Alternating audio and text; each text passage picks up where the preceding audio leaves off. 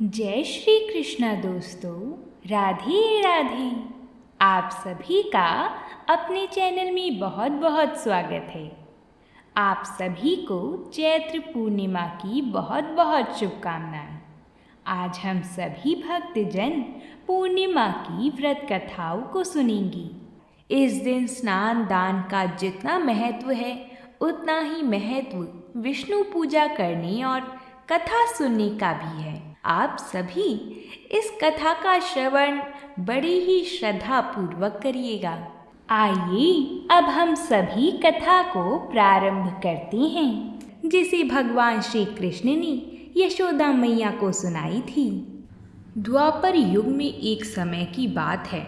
यशोदा मैया श्री कृष्ण भगवान से कहती हैं, हे कृष्ण, तुम सारी संसार की पालन करता, पोषक तथा उसके संहार करता हो। आज कोई ऐसी व्रत मुझे कहो जिसके करने से मृत्युलोक में स्त्रियों को विधवा होने का भय ना रहे तथा यह व्रत सभी मनुष्यों के लिए मनोकामनाएं पूर्ण करने वाली हो। श्री कृष्ण कहने लगे, हे माता, तुमने अति सुंदर प्रश्न किया है। मैं तुम्हें ऐसी ही व्रत की एक कथा कहता हूँ। सौभाग्य की प्राप्ति के लिए स्त्रियों को 32 पूर्णमासी का व्रत करना चाहिए। इस व्रत के करने से स्त्रियों को सौभाग्य संपत्ति मिलती है। यह व्रत अचल सौभाग्य देने वाला एवं भगवान विष्णु के प्रति मनुष्य मात्र की भक्ति को बढ़ाने वाला है। यशोदा जी कहने लगी, हे कृष्ण, सर्वप्रथम इस व्रत को मृत्युलोक में किसने किया था, इसके विषय में विस्तार पूर्वक मुझसे कहो। श्री कृष्ण जी कहने लगे कि इस भूमंडल पर एक अत्यंत प्रसिद्ध राजा चंद्रहास से पालित अनेक प्रकार के रत्नों से परिपूर्ण कार्तिका नाम की एक नगरी थी। वहाँ पर धनेश्वर नाम का एक ब्राह्मण रहता था और उसकी स्त्री अति सुशीला रूपवती थी। दोनों ही उस नगरी में बड़े प्रेम के साथ रहते थे।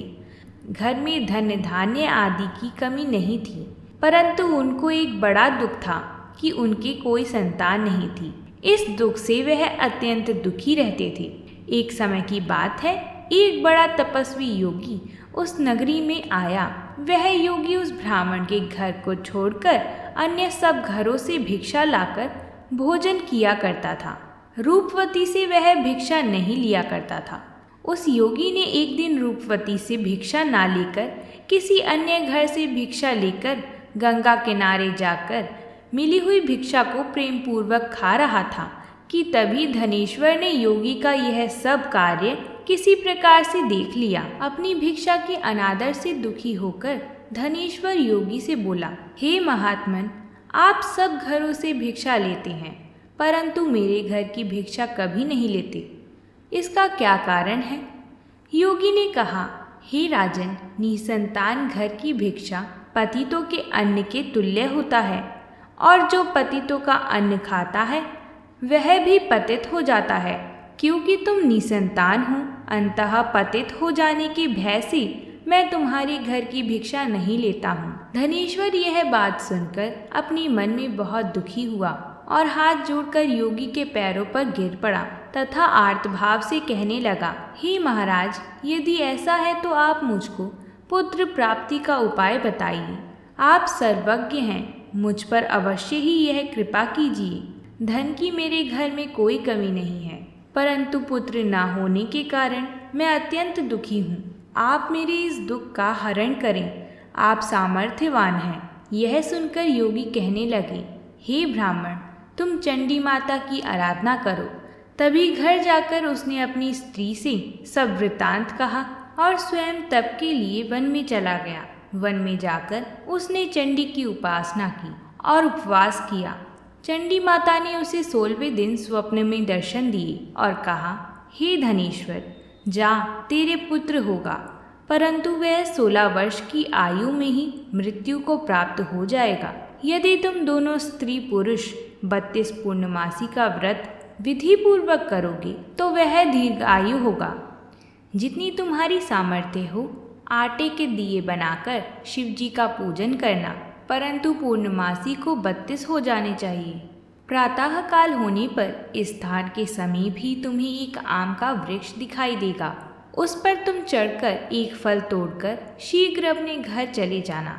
तब शंकर भगवान की कृपा से ही उसको गर्भ हो जाएगा।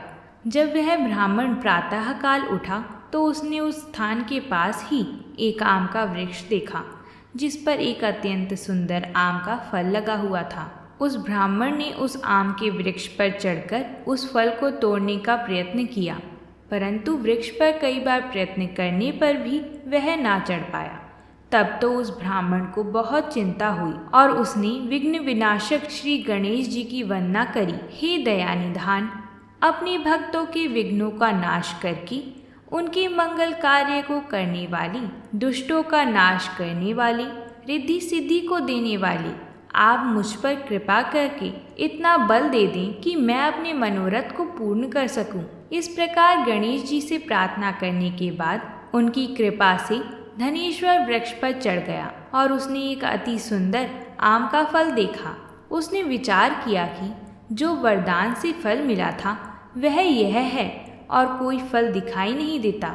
उस धनेश्वर ब्राह्मण ने जल्दी से उस फल को तोड़कर अपनी स्त्री को लाकर दिया और उसकी स्त्री ने अपने पति के कथा अनुसार उस फल को खा लिया और वह गर्भवती हो गई। देवी जी की असीम कृपा से उसे एक अत्यंत सुंदर पुत्र उत्पन्न हुआ, जिसका नाम उन्होंने देवीदास रखा था।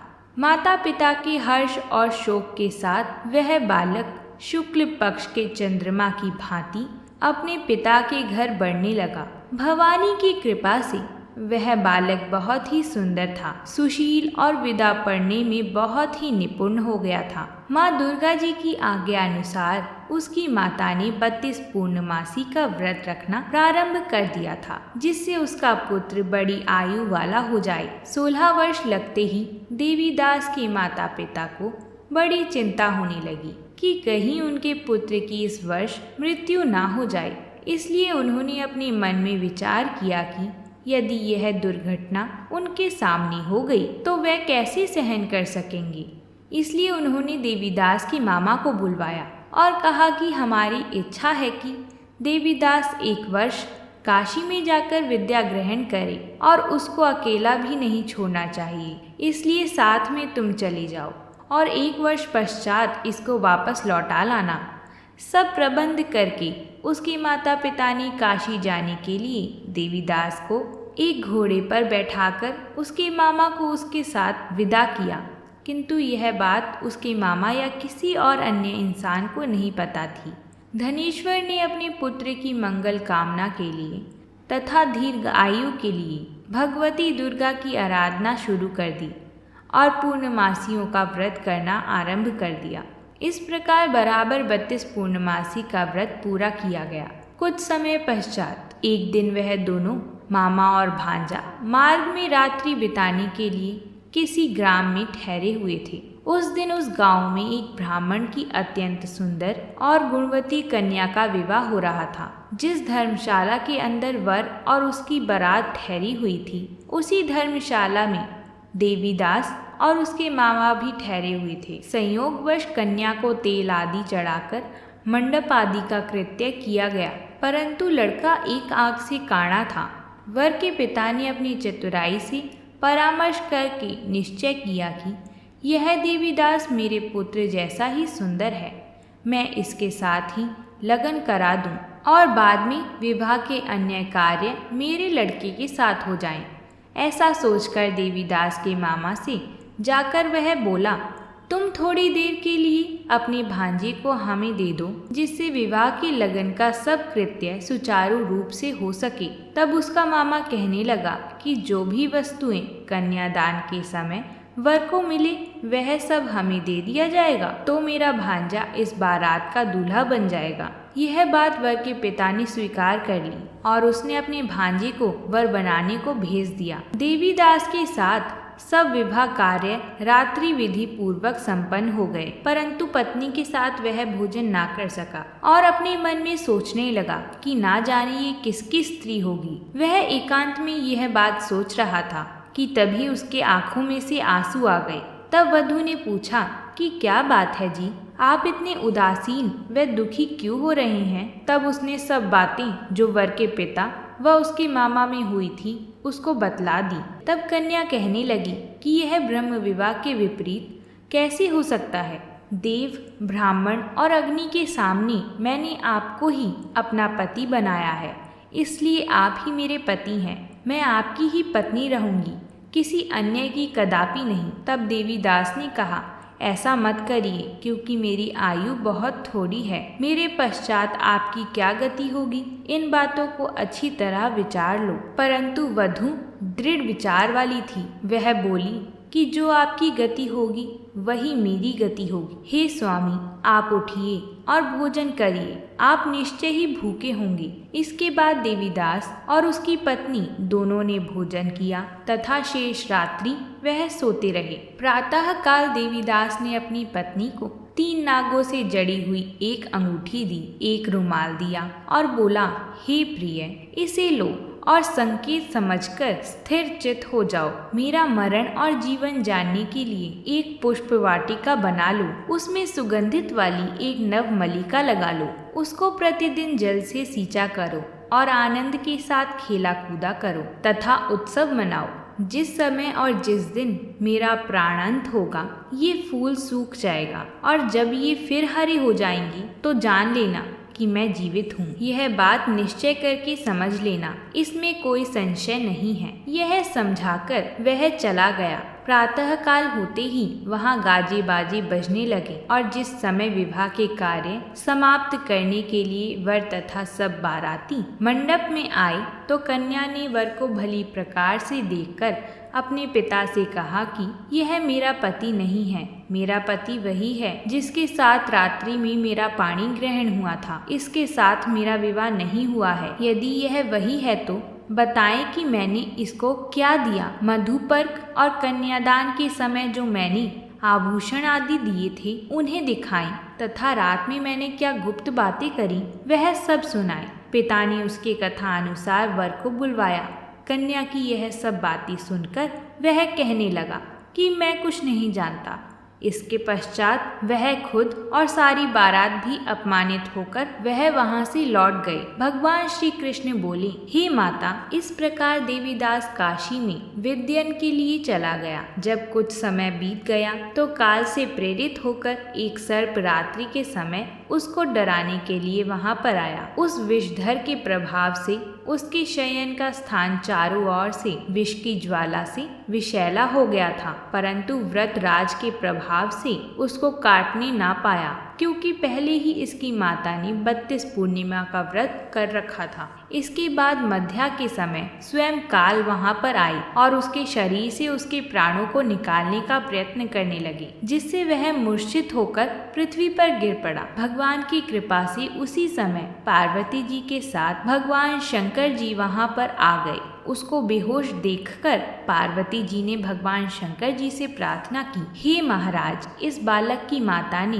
पहले ही 32 पूर्णिमा का व्रत किया था, जिसके प्रभाव से हे भगवान आप इसको प्राणदान दे। माँ भवानी के कहने पर भगवान शंकर जी ने उसको प्राणदान दिया। इस व्रत के प्रभाव से काल को भी पीछे हटना पड़ा और देवीदास स्वस्थ होकर बैठ गया। उधर उसकी स्त्री उसके काल की प्रतीक्षा किया करती थी।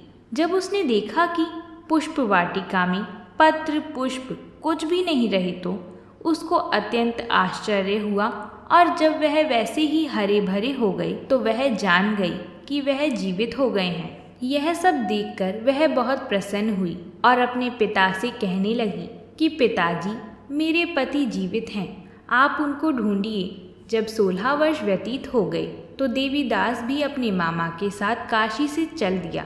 इधर उसके ससुर उसे ढूंढ रहे थे। वह अपने घर से जाने वाले ही थे कि वह दोनों मामा भांजा वहां पर आ गए। उसको आया देखकर उसका ससुर बड़ी प्रसन्नता के साथ अपने घर में ले गया। उस समय नगर के निवासी भी वहां इकट्ठे हो गए और सबने निश्चय किया कि अवश्य ही इसी बालक के साथ इस कन्या का विवाह हुआ था। उस बालक ने जब कन्या को देखा तो उसने पहचान लिया, यह तो वही हैं जो संकेत करके गए थे। उसके पश्चात सभी कहने लगी कि भला हुआ जो यह आ गए। सब नगरवासियों ने आनंद मनाया। कुछ दिन बाद देवीदास अपनी पत्नी और मामा के साथ अपने ससुर के घर से बहुत सा उपहार आदि लेकर अपने घर के लिए प्रस्थान किया। जब वह अपने गांव के निकट आ गया तो कई लोगों ने उसको देखकर उसके माता पिता को पहले ही जाकर खबर दे दी, तुम्हारा पुत्र देवीदास अपनी पत्नी और मामा के साथ आ रहा है। ऐसा समाचार सुनकर पहले तो उन्हें विश्वास नहीं हुआ, किंतु जब और लोगों ने उनकी बातों को समर्थन किया तो उनको बड़ा आश्चर्य हुआ। लेकिन थोड़ी देर में देवीदास ने आकर अपने माता पिता के चरणों में अपना सिर रखकर प्रणाम किया और उसकी पत्नी ने अपनी सास ससुर के चरणों को स्पर्श किया तो माता पिता ने अपने पुत्र और पुत्रवधू को अपने हृदय से लगाया। यह सब देखकर दोनों पति पत्नी के आंखों से आंसू आने लगे। अपने पुत्र और पुत्रवधू के आने की खुशी में धनेश्वर ने बड़ा भारी उत्सव किया और ब्राह्मणों को भी बहुत सी दान दक्षिणा देकर प्रसन्न किया। श्री कृष्ण जी कहने लगे कि इस प्रकार धनेश्वर 32 पूर्णिमा के व्रत के प्रभाव से पुत्रवान हो गया। जो भी स्त्री इस व्रत को करती है वह जन्म जन्मांतर में दुख नहीं भोगती और सदैव सौभाग्यवती रहती है।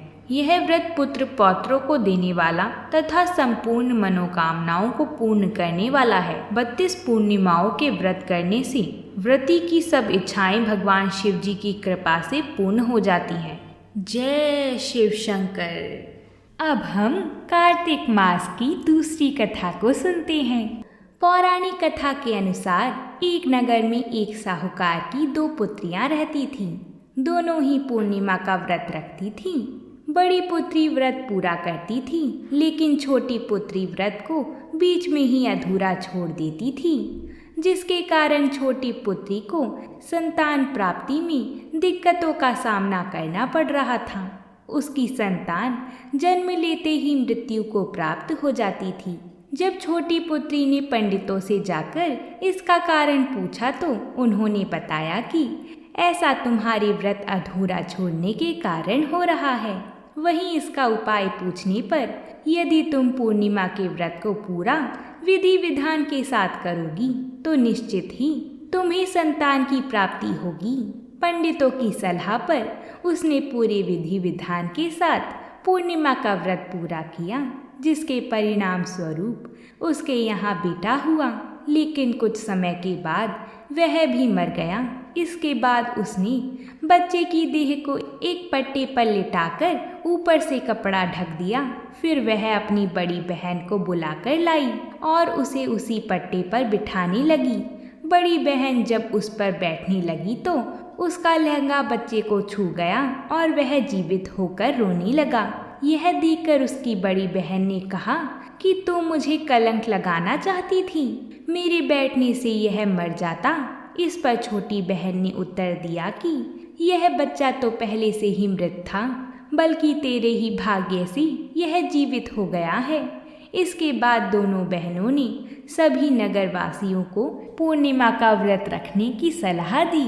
हे प्रभु, इस कथा को कहने वाली, सुनने वाली और हुंकार भरने वाली सभी पर अपनी कृपा करना, सभी को संतान देना, सभी के संतान की रक्षा करना। तो ये थी कार्तिक मास की दूसरी पौराणिक कथा। आइए अब हम भगवान विष्णु और माता लक्ष्मी की एक रोचक कथा सुनते हैं।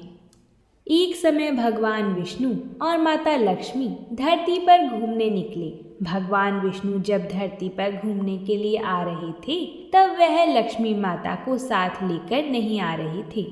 तभी माता लक्ष्मी ने भगवान से आग्रह किया कि हे प्रभु, आप मुझे भी साथ लेकर चलें। भगवान विष्णु ने पहले तो मना किया, परंतु माता के बार बार आग्रह करने पर भगवान इनकार न कर पाए और माता लक्ष्मी को धरती पर साथ लेके जाने के लिए मान गए। पर भगवान ने माता लक्ष्मी के आगे एक शर्त रखी कि वो जब धरती पर उनके साथ होंगी तो उत्तर दिशा की ओर न देखें। माँ ने पूछा कि ऐसा क्यों? तो भगवान ने कहा कि बस यही शर्त है कि तुम उत्तर दिशा की ओर नहीं देखोगी। माता ने वादा किया वह उत्तर दिशा की ओर नहीं देखेंगी। प्रभु माता को लेकर धरती की ओर चल पड़े। जब माता और भगवान विष्णु धरती पर पहुँचे तो भगवान धरती का भ्रमण करने लगे। माता लक्ष्मी भी उनके साथ ही थी। माता धरती की खूबसूरती को देख रही थी। तभी माता लक्ष्मी इतनी खो गईं कि उनको अपना किया हुआ वादा भी याद नहीं रहा। माता उत्तर दिशा की ओर देखने लगी और वहां उन्होंने एक किसान का खेत देखा। वहां पर लहराते हुए रंग बिरंगे फूल थे। माता उन फूलों को देखकर मोहित हो गई और उस खेत से फूल तोड़कर ले आईं। जब भगवान विष्णु ने माता को देखा कि उन्होंने अपना किया वादा तोड़ दिया है तो भगवान क्रोधित हुए और भगवान विष्णु ने माता लक्ष्मी को अपना वादा याद दिलवाया। माता को जब याद आया तो माता लक्ष्मी ने क्षमा मांगी और कहा कि उन्हें अपनी भूल का स्मरण है और वो पश्चाताप करने के लिए तैयार हैं। माता लक्ष्मी को भगवान विष्णु ने आज्ञा दी कि वह उस किसान जिसके बिना पूछे फूल तोड़े हैं उसके घर पर रह के उसकी सेवा करनी होगी। उन फूलों के बदले माता को उस किसान के घर काम करना होगा।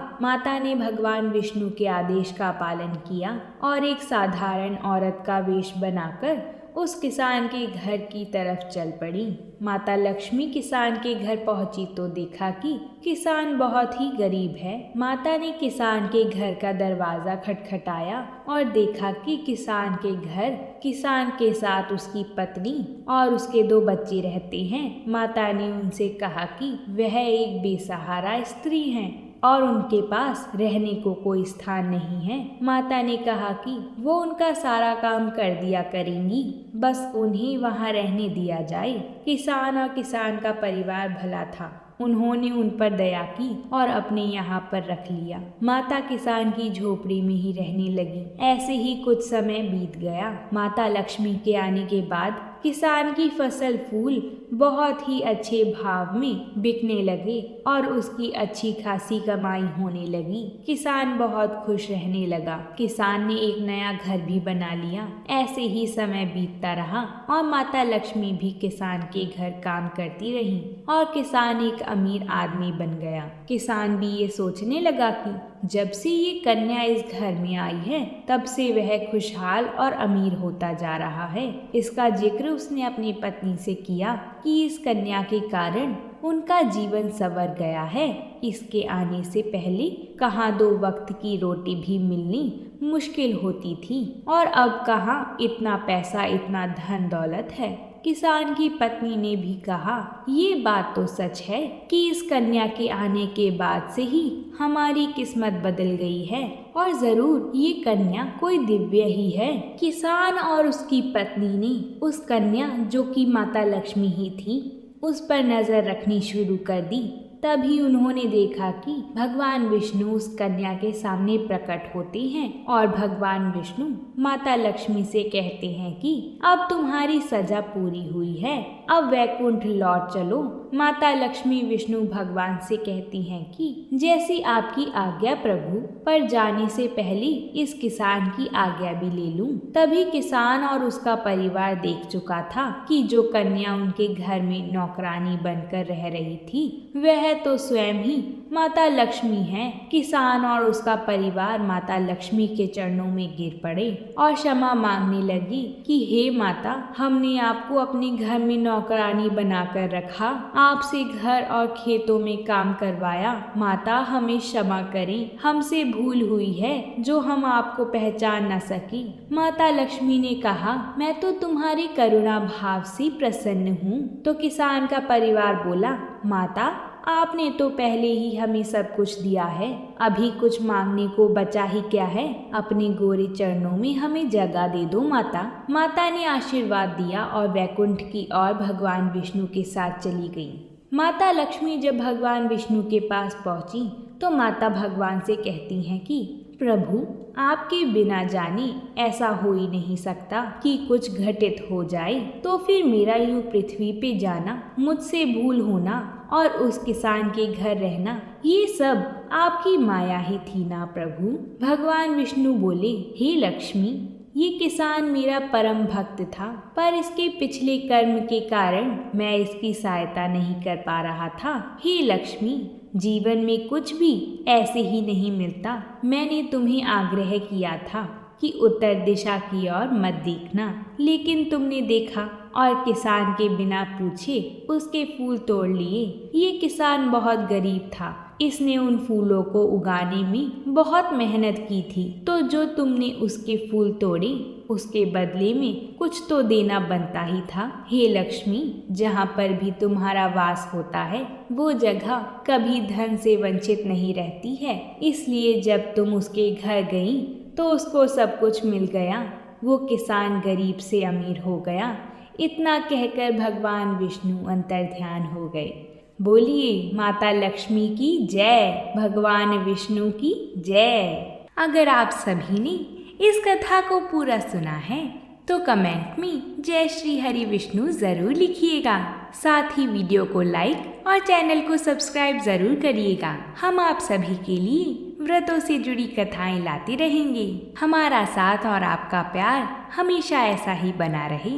भगवान श्री हरि विष्णु और माता लक्ष्मी की कृपा से सभी का घर धन धान्य से भरा रहे। तो प्रेम से बोलिए जय लक्ष्मी नारायण।